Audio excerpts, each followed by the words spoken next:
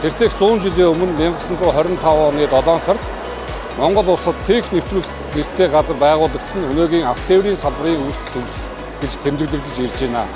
Энэ түүх 100 жилийн тохиолдуулан нийслэлийн авто тээврийн үйлчлэгээ үзүүлж байгаа 21 байгууллагын 850 тамирчин спортын 6 төрлөөр 3 өдөр өрсөлдөж дөнгөө гаргахаар ажиллаж байна.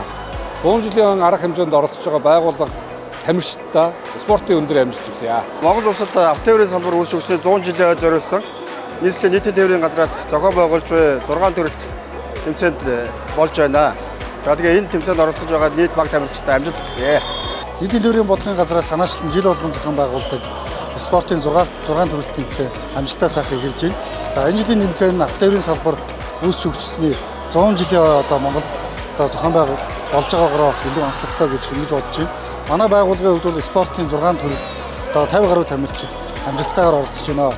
Жил болгон манай байгууллага бас багийн дөнгөөр эхний 3 байранд орохыг хичээдэг. Цаашдаа ч гэсэн бас өнөөдрөөс эхэлж байгаа энэ спортын 6 төрөлт тэмцээнд хичээж оролцох болно.